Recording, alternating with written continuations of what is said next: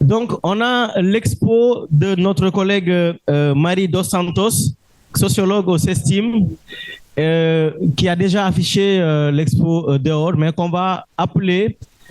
Puis elle va nous expliquer en 3-5 minutes maximum son expo pour qu'on puisse avoir des œillères pour mieux regarder les images qu'elle a déjà postées. Marie Dos Santos, merci. Merci beaucoup, je vous promets, je vais être très rapide, on est tous très fatigués. Donc moi, je suis sociologue, je travaille à Marseille et donc en fait, à l'exposition que vous pourrez voir tout à l'heure en sortant, en fait, c'est une méthodologie que j'ai mis en place qui s'appelle le photo-voix. Et en fait, donc j'ai distribué des appareils photo à des personnes qui sont concernées par la pratique de l'injection. En fait, c'était en amont de l'ouverture d'une salle de consommation à moindre risque à Marseille.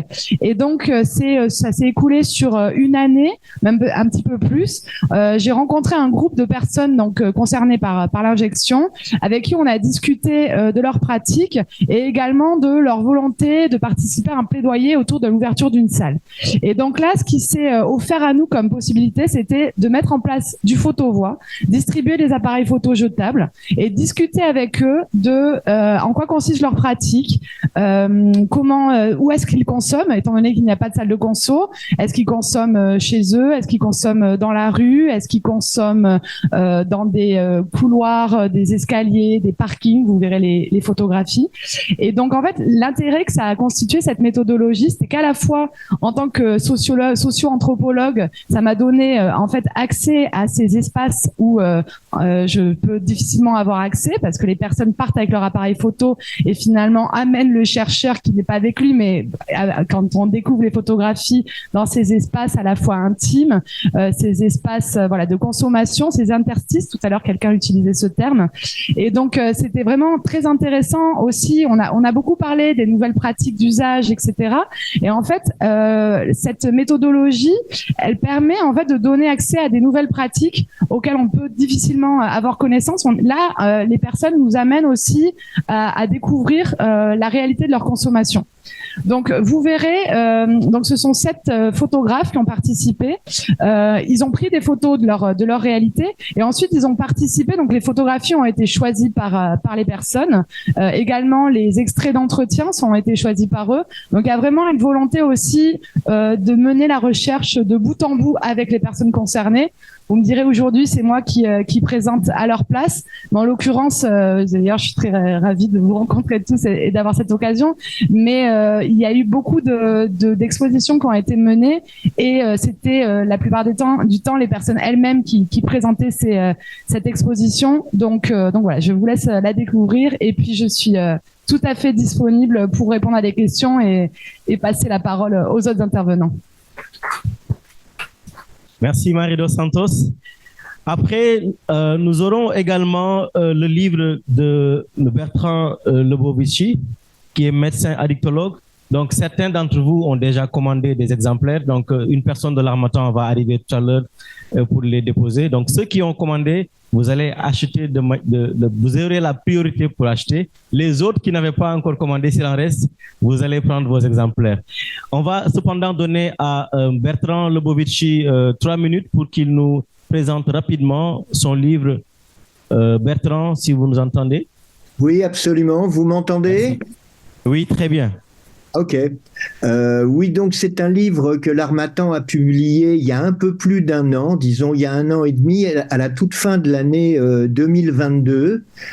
C'est un livre dans lequel j'ai voulu à la fois dresser un panorama des grands problèmes qui se posent dans le champ des drogues, alors dans la santé publique, mais aussi sur les questions de régulation, et donc c'est aussi un plaidoyer pour une profonde réforme des politiques de drogue dans le monde. Donc c'est un livre dans lequel j'essaye de comprendre ce qui se passe aujourd'hui en matière de cannabis, ce qui se passe en matière de cocaïne, en matière d'opiacés.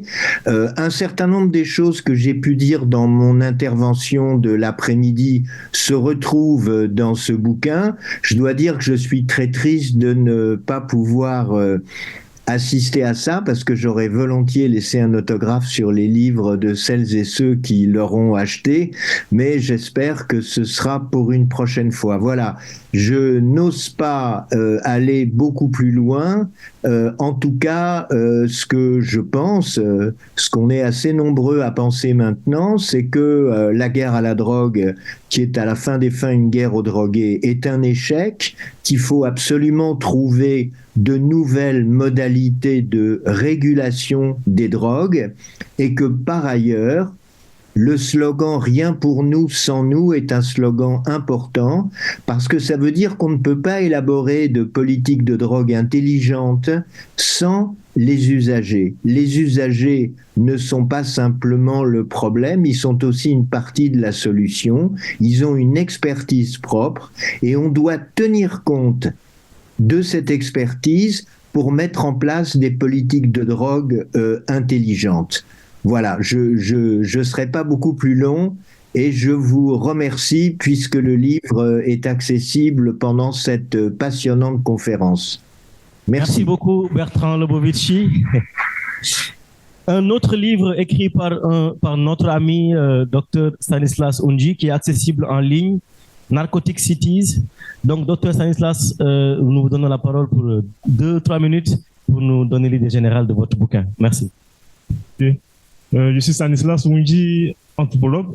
J'enseigne à l'Université de Daloa. Je suis membre fondateur de l'association communautaire Parole autour de la santé et de l'environnement. Nous intervenons à l'intérieur du pays parce qu'on a fait le constat que la plupart des ONG et associations qui militent en faveur des usagers de drogue sont tous dans la capitale, Abidjan. Donc, en tant qu'enseignant-chercheur à l'intérieur du pays, j'ai fait le constat que les usagers de drogue là-bas sont stigmatisés et laissés à leur compte. Donc, je présente cet ouvrage, c'est un ouvrage collectif.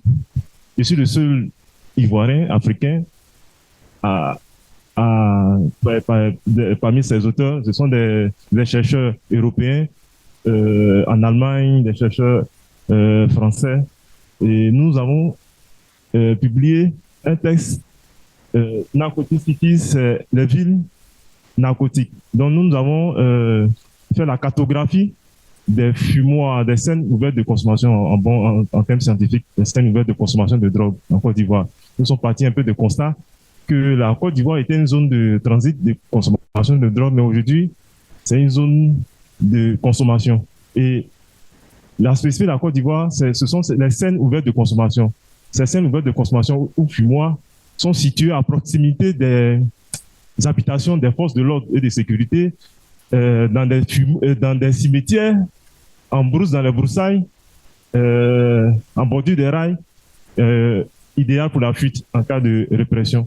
Ces scènes ouvertes de consommation regorgent au moins de 20 à 200 personnes, 200 usagers de drogue.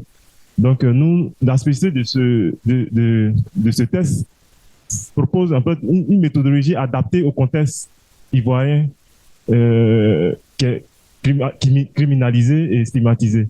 Donc, nous avons fait la cartographie du fumoir sans être parti avec des données GPS.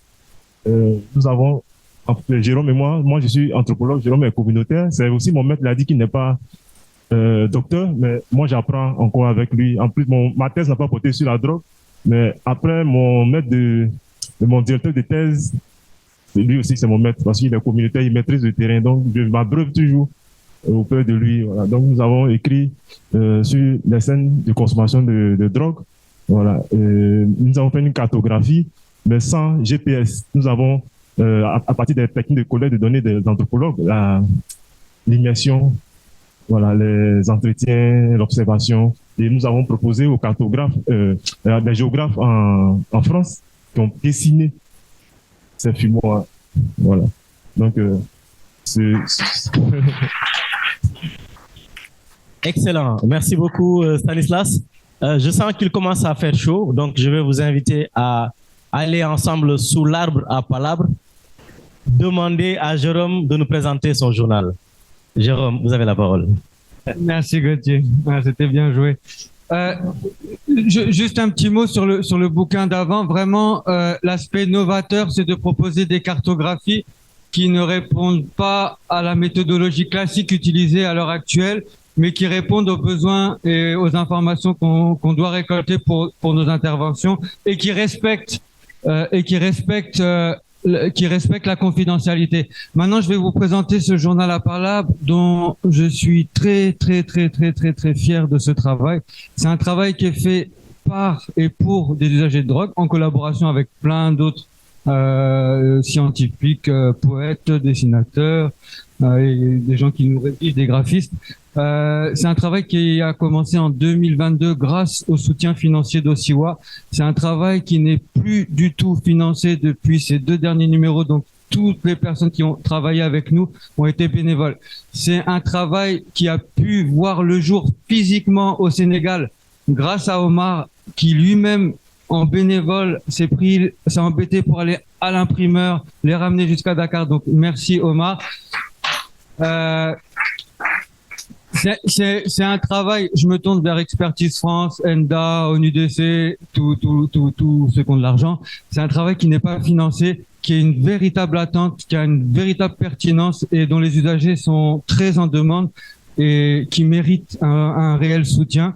Et par contre, je profite de votre présence à tous. J'ai vu beaucoup d'études aujourd'hui, beaucoup de choses très intéressantes.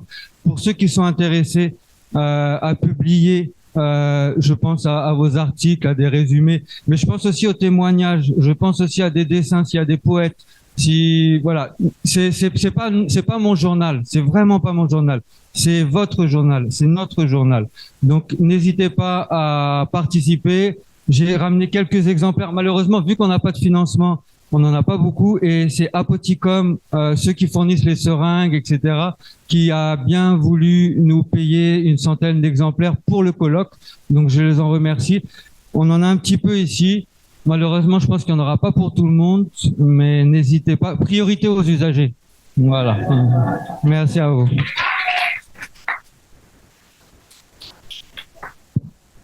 Merci beaucoup, Jérôme. Alors, je vais, pour terminer, vous présenter moi aussi le cocktail. Je veux dire, je vais vous inviter à venir prendre le cocktail que le comité d'organisation se fait le plaisir de vous offrir. Merci beaucoup et à demain.